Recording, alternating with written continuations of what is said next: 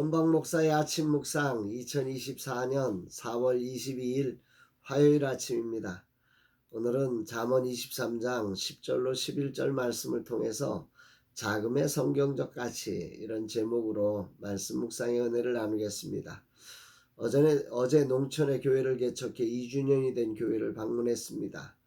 2년 동안 어르신 7분을 전도했고 약 15명의 성도가 모여 예배하는 교회입니다. 폐가처럼 버려진 곳을 손수 다 정리하여 얼마나 교회가 아담하고 예쁘던지 벌써 주일이면 꽉 찬 교회가 되었습니다. 1인 5역의 몸부림으로 하나님의 은혜의 인도하심을 따르고 계신 목사님의 이야기를 들으며 하나님은 이런 곳에서도 교회를 멋지게 세워가시는구나 알게 되었습니다. 하나님께 영광을 올려드립니다. 농촌에서 며느리로, 아내로, 어머니로, 목사며 일꾼으로 일하시느라 몇 번을 약한 허리로 인해 병원에 실려가기도 하고 여름에는 쓰러질 뻔하면서도 영혼 구원을 향해 주님께 순종하시는 목사님의 이야기가 오늘도 울림을 줍니다. 주님이 약한 허리를 붙잡아 주시고 건강을 허락하시기를 기도합니다. 아울러 어르신들을 위한 공간을 세우고 싶어 하시는 목사님의 꿈이 이루어지기를 기도합니다. 오늘은 중보기도 세미나와 젊은 세대 사역자들에게 새로운 예배를 함께 창조해가는 플루언서 모임이 저녁에 있습니다. 모든 시간 주님의 임재로 충만한 은혜의 시간이 되기를 기도합니다. 이날 주님 어떤 말씀으로 인도하실까? 오늘 본문은 세상 가운데 연약한 이들을 향한 우리의 마음이 어떠해야 하는지를 가르쳐주고 있습니다. 10절로 11절 옛 지계석을 옮기지 말며 고아들의 밭을 침범하지 말지어다. 대저 그들의 구속자는 강하시니 그가 너를 대적하여 그들의 원한을 풀어주시리라.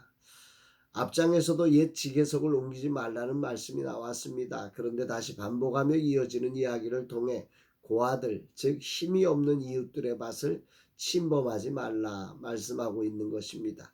부모가 여러 이유로 사라지고 아직 어리기에 자신들의 소유권을 지킬 능력조차 없는 이들은 세상의 가치로 보면 너무도 속이기 쉽고 빼앗기 쉬운 자리입니다.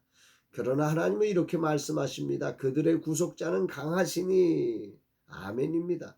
세상은 눈에 보이는 것이 전부입니다. 그래서 고아와 가부들은 힘이 없기에 수없이 빼앗기며 사는 것이 당연했습니다. 그런 시대 한가운데서 하나님을 경외하는 이들이 살아가는 법은 세상과 다르다는 것입니다. 그들에게는 우리를 보호하는 이보다 더 강력한 구원자가 계신다는 거지요. 이 말씀은 무슨 뜻입니까? 그렇게 허술해 보이는 그들을 향한 사회 안전망의 파괴는 나라 전체를 망가뜨리는 일이라는 것입니다. 옛 지계석이란 하나님의 언약으로 주신 각 족속과 백성을 향한 땅의 경계를 말합니다. 그러나 사람마다 능력의 차이가 있고 시대마다 조건이 달라지기에 이 땅에 살면은 언제나 강자가 있으면 약자가 있게 되어 있지요.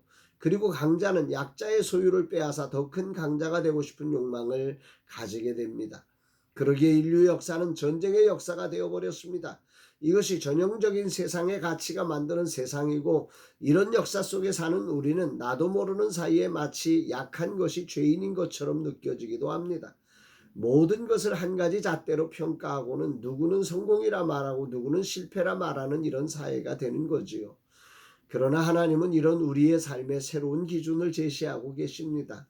비록 그렇게 힘이 없는 고아의 삶을 사는 자처럼 보이지만 하나님은 그들의 강력한 보호자가 되어 그를 구속해 주실 것이라는 겁니다. 그들을 치는 자를 하나님이 보복하신다는 거지요. 그러니 너의 강함이 약한 자를 빼앗은 강함이 아니라 약한 자를 돕는 강함이 되도록 하라는 것입니다. 라마나유 선교회는 자금의 자리에 신문지 안장이 되어 저들의 아픔을 공감하고 다시 일어설 기회가 하늘로부터 올 때까지 함께하는 선교회가 되기 위해 세워졌습니다. 옛 지계석을 옮겨야 한다는 세상의 소리에 저항하여 오늘까지 버티며 자금이 소중하다고 한국교회 종교개혁대의 자금을 통해 이루어질 것이라고 외치고 있습니다. 어제 방문한 목사님은 이미 커버린 교회가 할 수 없는 버려진 어르신 7명을 전도해 천국 백성으로 삼고 있습니다. 사실 연로하셔서 성경을 가르칠 수도 없고 천국과 지옥을 가르치며 오직 예수님만을 전하고 있다고 합니다. 이미 미신과 불교 문화에 완전히 젖어 있는 평생을 그렇게 살아온 이들을 누가 전도하여 구원할 수 있는가? 바로 이 작은 교회만이 할 수 있는 일입니다. 작아 보이지만 사실은 매우 소중함이 담겨 있는 거지요. 이 세상은 그렇게 작다고 함부로 무시해서는 안 되는 것입니다. 큰 것은 큰 대로, 작은 것은 작은 대로의 소중하고 아름다우며 존귀함을 가진 거지요. 그런데 세상은 이 작음을 무시하고 자꾸 큰 것으로 바꾸려 합니다. 큰 것이 답이라고 외치며 작은 것은 잘못이라고 외칩니다.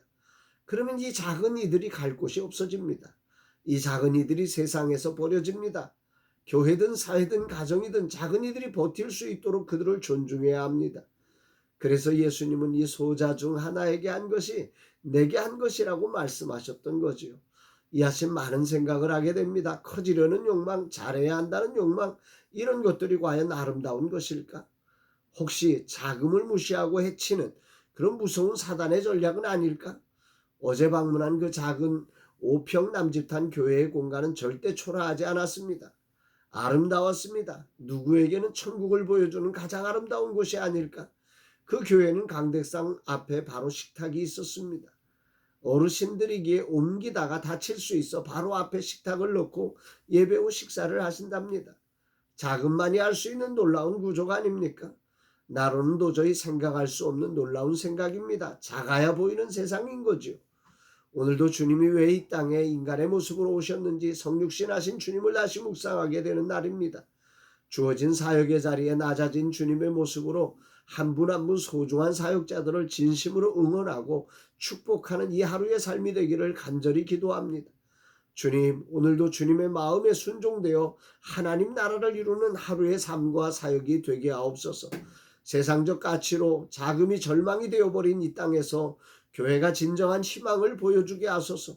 교회마저 자금을 버리지 않게 하소서. 이 종이 자금을 아름다움으로 소중함으로 대하게 하여 주옵소서 고백합니다. 사랑하는 여러분, 세상은 큰 게 잘하는 것이고 작은 것은 실패한 것이라고 말합니다. 그러나 하나님은 아닙니다. 하나님은 큰 것은 큰 것대로 소중하고 작은 것은 작은 것대로, 그러면서 하나님은 이 작은 것의 아픔을 아시기에 그 작은 것에 정말 강력한 구속자가 되주셔서 이들이 결코 왜소하다고 멸시되지 않도록 이들의 왜소함이 세상에 가장 소중한 자리가 되도록 만드시는 분이 우리의 구원자이신 예수 그리스도, 그분의 나라, 하나님 나라의 영광이 아니겠습니까? 여러분의 삶에 오늘 혹이라도 작아진 부분 때문에 마음 아파하시는 분들이요, 오늘 하나님이 여러분의 구속자는 아주 강하신 분이시라는 이 사실을 신뢰하면서 오늘 정말 당당하게 여러분의 소중함을 세상에 드러내 주시기를 간절히 부탁드립니다. 또한 오늘 커서 오늘 큰 자로서 작은 자를 만나는 여러분 계십니까? 그렇다면 그 여러분 주위의 작은 자들을 정말 소중하게 대해줄 줄 아는 그런 주님의 마음을 품고 살아서 하늘나라를 이뤄가는 복된 여러분 되시기를 주의 이름으로 축복합니다. 사랑합니다, 여러분.